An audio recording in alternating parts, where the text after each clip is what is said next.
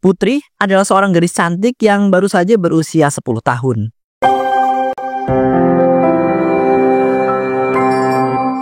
Duh ya ampun Putri, kamu ini kok makin hari makin cantik aja sih. Hehehe, enggak kok Bu Indah. Nggak salah gitu kan maksudnya. BTW kamu mau pergi kemana siang-siang panas kayak begini? Ini loh Bu Indah, aku disuruh ibu aku untuk beli beras di warung seberang. Duh ya ampun, ibu kamu itu kok bisa-bisanya sih nyuruh kamu buat beli beras di warung seberang sana. Jalan yang harus diseberang loh, bener-bener ramai kendaraan nak. Apalagi kamu disuruhnya untuk beli beras, pasti berat itu. Nggak apa-apa kok Bu, aku udah biasa. Walaupun sudah biasa nak, tetap aja itu bahaya. Kamu ini masih anak-anak umur 10 tahunan loh. Jadi harus diawasin kalau nyebrang jalan. Apalagi kalau jalannya ramai kendaraan. Iya juga ya Bu. Ya udah deh, besok-besok aku bilang sama ibu aku ya untuk nemenin aku ketika beli beras di warung seberang. Ya jangan cuma nemenin doang dong. Suruh ibu kamu aja yang beli beras di warung seberang. Ibu kamu tuh emangnya ngapain sih di rumah? Kok bisa-bisanya nyuruh kamu? Ibu lagi sibuk main sosmed dan juga pilih-pilih barang yang ada di toko online Bu Indah. Astagfirullah, ibu kamu ini bener-bener ya. Dianya asik scroll sosmed dan scroll toko online, anaknya malah disuruh beli beras di warung seberang. Ya udah sini, ibu aja yang nemenin kamu beli beras. Habis itu ibu bakal ikut pulang kamu ke rumah. Ibu mau marahin ibu kamu. Gak punya rasa tanggung jawab banget sih itu ibu kamu. Makasih ya Bu sudah mau nemenin. Tapi aku mohon Bu, jangan marahin ibu aku ya. Aku sayang banget sama ibu aku. Kalau ibu aku dimarahin, aku jadi sedih. Duh Jan Putri, kamu ini sudah diperlakukan tidak baik sama ibu kamu.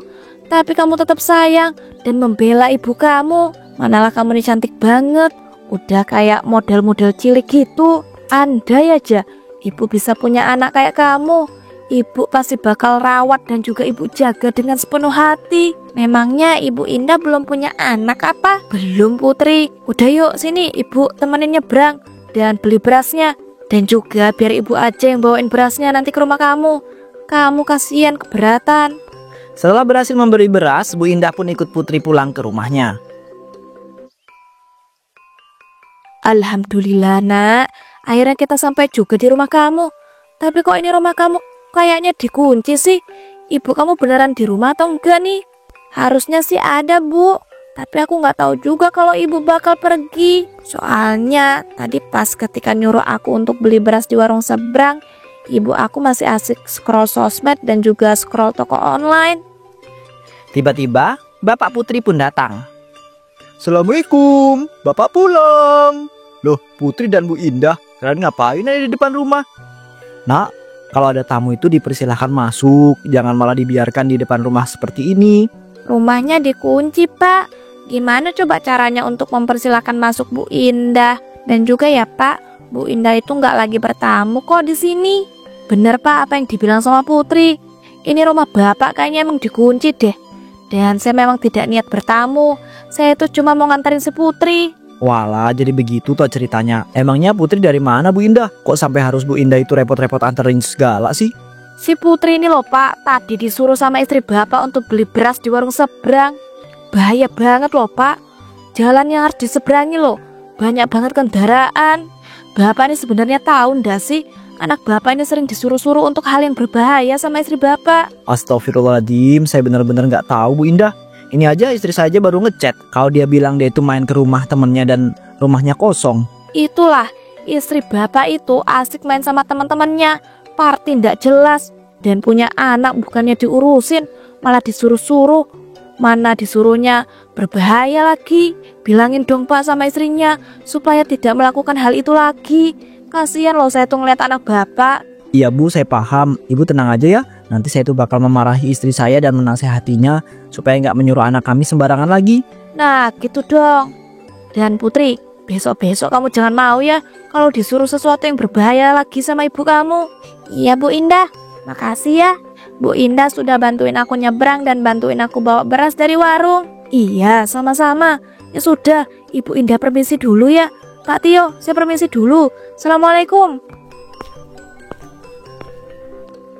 Pada malam harinya, Assalamualaikum, ibu pulang. Loh, bapak kok udah standby aja sih di ruang depan? Jangan-jangan bapak mau menyambut ibu pulang ya? Bapak itu bukannya mau nyambut ibu, tapi nungguin ibu pulang. Ibu ini apa-apaan sih? Kok perginya sampai malam seperti ini? Ya ampun pak, sekali-sekali emangnya nggak boleh apa? Ibu ini juga kan pengen pak main lama-lama sama teman ibu. Bapak itu ya nggak pernah ya namanya ngelarang ibu itu untuk main sama teman-teman ibu. Tapi setidaknya ibu itu bisa bagi waktu dong. Ibu ini kan bukan seorang gadis lagi, sudah punya suami dan juga sudah punya anak. Jadi ibu itu harus punya rasa tanggung jawab dong. Ya ampun, ya udah deh, maaf. Awas aja ya bu, sampai main sama teman-teman ibu sampai malam lagi. Oh iya, ngomong-ngomong, ibu selama ini suka nyuruh-nyuruh putri anak kita itu untuk melakukan hal-hal yang berbahaya ya? Ya enggak lah pak, mana mungkin ibu tega nyuruh-nyuruh si putri melakukan hal yang berbahaya. Alah, ibu tuh nggak usah ngenak lagi deh. Orang tadi bapak itu disamperin sama Bu Indah. Gara-gara Bu Indah tuh kasihan melihat si putri disuruh sama ibu untuk beli beras di seberang jalan. Kasihan kenapa toh pak? Emangnya salah apa pak kalau ibu itu nyuruh si putri untuk beli beras di warung seberang? Salah lah bu, pakai nanya lagi. Putri itu bu, masih anak umur 10 tahun. Malah disuruh untuk beli beras di seberang jalan. Mikirlah bu. Mana jalannya itu rame banget kendaraan setiap harinya lagi. Bapak nih gak usah berlebihan gitu deh. Udah ya ibu capek mau istirahat. Bu, jangan asal pergi dong. Bapak itu belum selesai ngomong ini. Jangan sampai ya ibu itu nyuruh anak kita lagi melakukan hal yang berbahaya. Bu, denger gak itu kupingnya? Iya bapak tenang aja, ibu denger kok. Ya udah ya, ibu mau istirahat dulu. Keesokan harinya, Bu, bapak ini hari ini harus berangkat kerja lebih pagi. Nanti tolong ibu yang anterin putri ke sekolah ya. Yes, kok gitu sih pak? Ibu tuh mager tahu kalau harus nganterin si putri ke sekolah. Astagfirullahaladzim bu, nganterin anak sendiri kok mager banget sih. Udah pokoknya bapak minta tolong putri dianterin ke sekolah. Jangan malah disuruh berangkat sendiri. Loh, bapak kok tahu sih isi pemikiran ibu? Yah, gak jadi nyuruh si putri untuk berangkat sekolah sendirian deh. Ya taulah, ibu ini kan kebiasaan banget. Bapak itu gak mau tahu ya. Ibu itu harus mengantarkan putri sampai depan sekolah. Awas aja sampai disuruh berangkat sendirian. Iya, ya udah bapak berangkat kerja aja sana. Nanti si putri bakal ibu anterin kok ke depan sekolah. Ya udah, bapak itu berangkat dulu ya. Nanti bapak itu minta video bukti kalau ibu itu sudah nganter putri sampai ke depan sekolahnya. Assalamualaikum. Waalaikumsalam. Duh, kalau bapak minta bukti video, aku mah mana bisa ngakal-ngakalin. Kalau gini mah harus benar-benar nganterin si putri sampai depan sekolah. Padahal kan aku pengen main sama teman-teman aku. Nyebelin banget sih. Putri, buruan siap-siap. Kita berangkat lebih pagi hari ini. Tapi Bu, ini kan masih pagi banget. Putri aja belum mandi loh dan juga belum sarapan. Ya makanya cepetan mandi sana dan sarapan. Atau enggak, kalau kamu tuh gak cepet, gak ada yang mau nganterin kamu. Emangnya bapak kemana bu? Bapak itu pergi ke kantor lebih pagi. Terus ibu diminta bapak kamu untuk nganterin kamu. Makanya ibu itu nyuruh kamu cepet-cepet supaya ibu itu bisa pergi habis nganterin kamu. Ya pantesan aja. Ya udah deh bu kalau gitu. Putri bakal lebih cepat kok siap-siapnya. Jangan lebih cepat aja, tapi harus benar-benar cepat. Ibu gak mau loh kelamaan nunggu kamu. Iya, abis ini Putri langsung mandi, makan, abis itu langsung siap-siap dan berangkat sekolah. Bu Tika kemudian mengantarkan Putri ke sekolah. Akhirnya selesai juga nganterin si Putri berangkat ke sekolah. Dan untung juga aku tadi sempat ngevideoin terus aku kirim ke bapak. Jadi bapak gak bakal ngomel-ngomel nanti. Wih, itu yang bawa mobil mewah siapa ya? Apa tuh orang lagi nganterin anaknya ke sekolah sini juga ya? Ya ampun, itu kan si Fahmi. Gila ya. Sekarang dia udah punya mobil mewah dan juga penampilannya udah kayak bos-bos kantor. Coba deh aku samperin.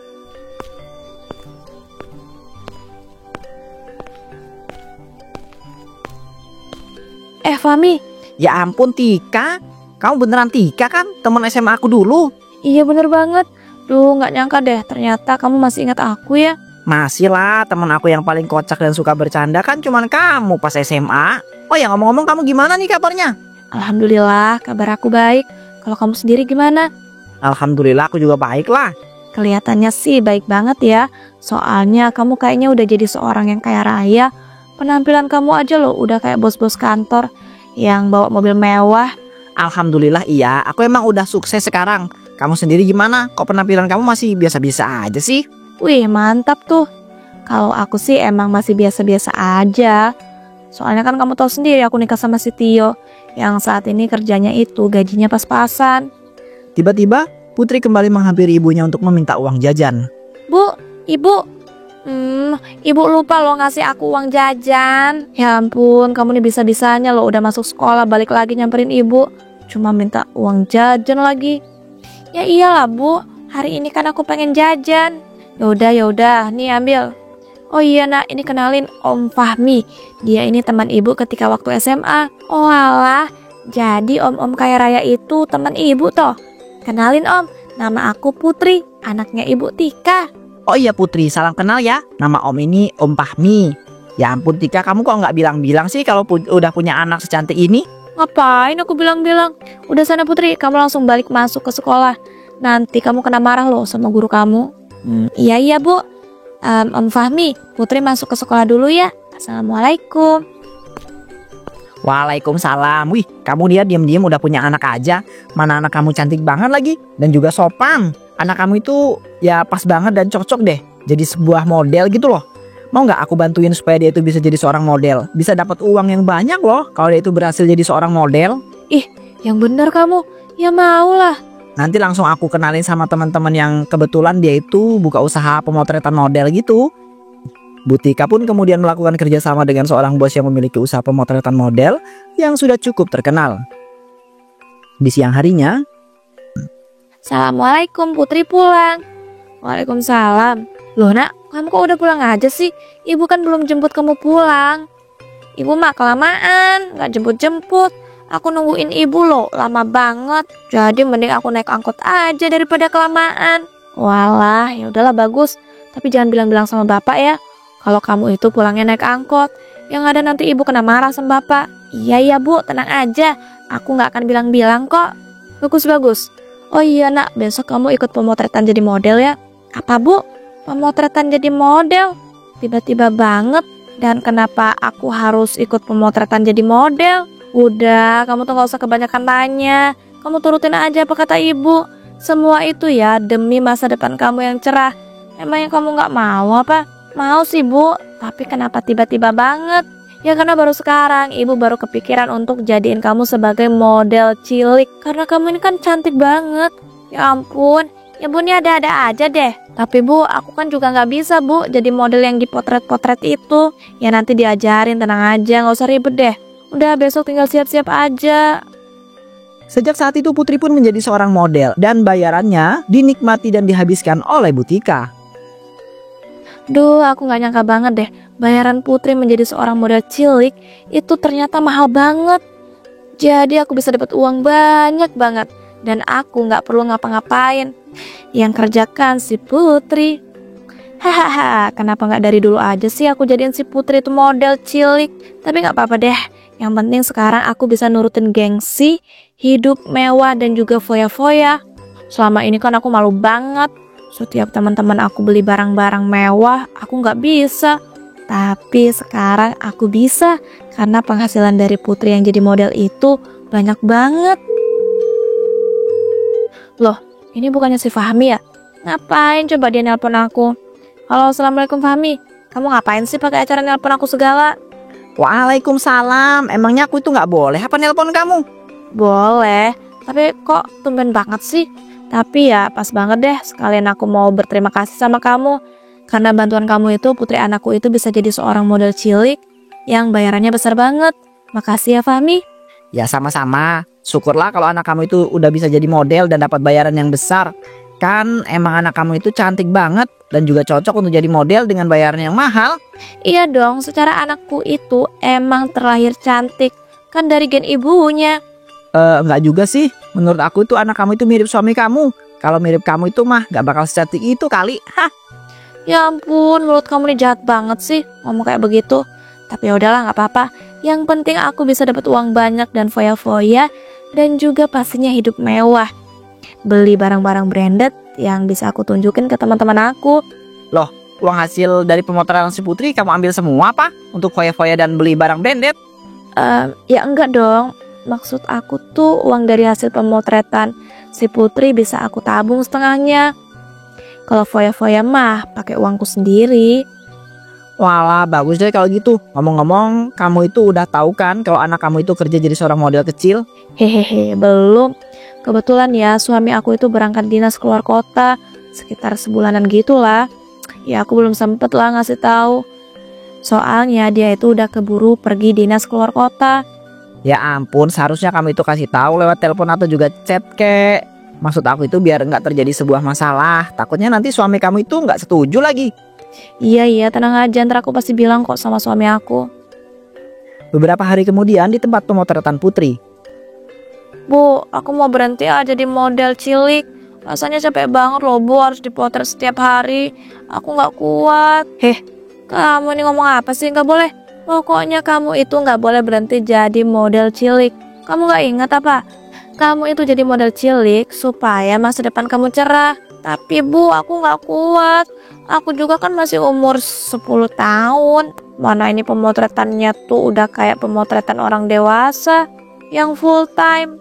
Justru itu malah bagus. Ini kan bayarannya lebih mahal. Dan juga ya, uang hasil pemotretan kamu ini bakal ibu tabung untuk masa depan kamu. Emangnya belum cukup apa Bu tabungannya? Aku kan udah lumayan lama Bu jadi model cilik.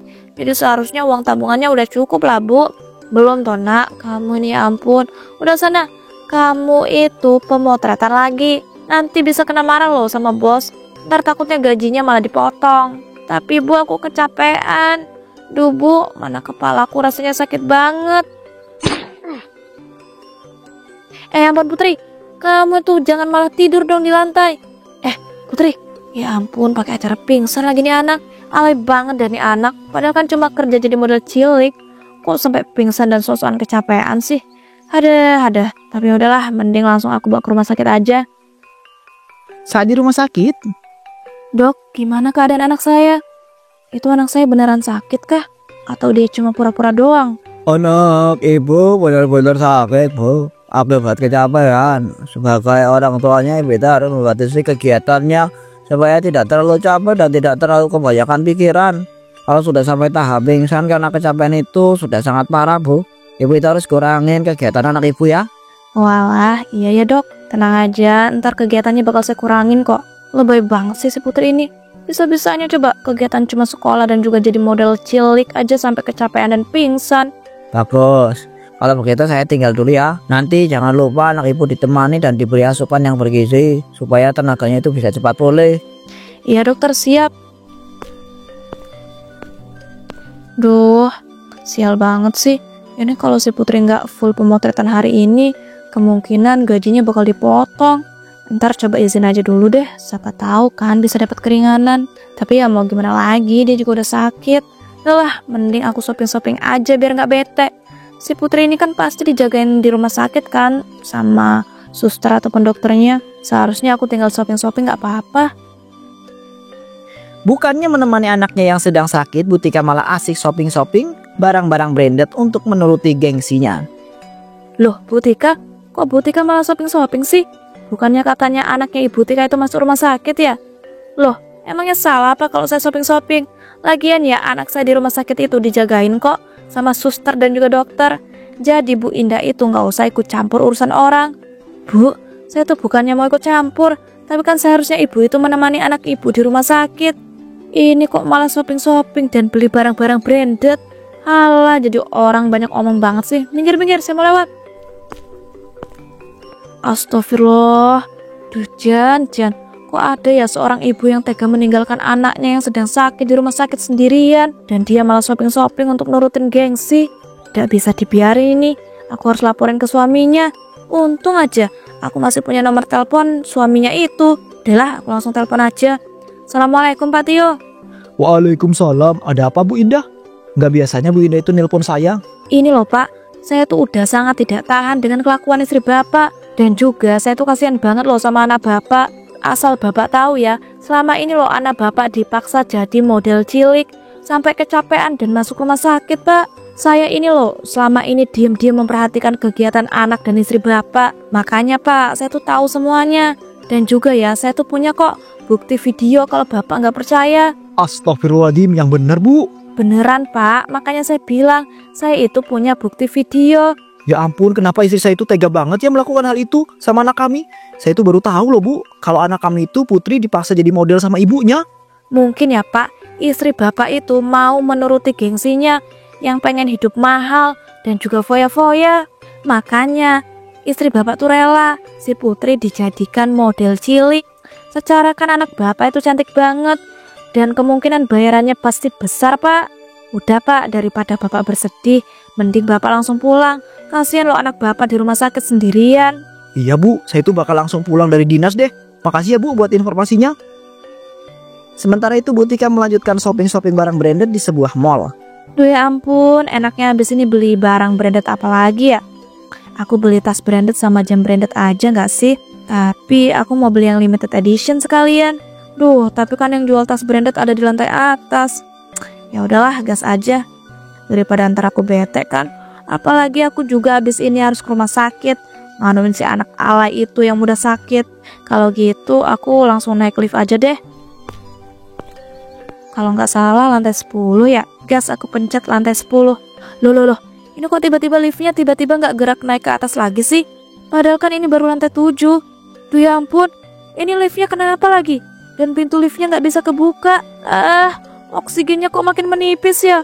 Astagfirullah, tolong. Dadaku sesek, susah nafas. Duh, kepalaku jadi pusing dan badanku jadi ngefly. Tolong. Pada akhirnya Bu Tika pun terjebak di dalam lift hingga tewas.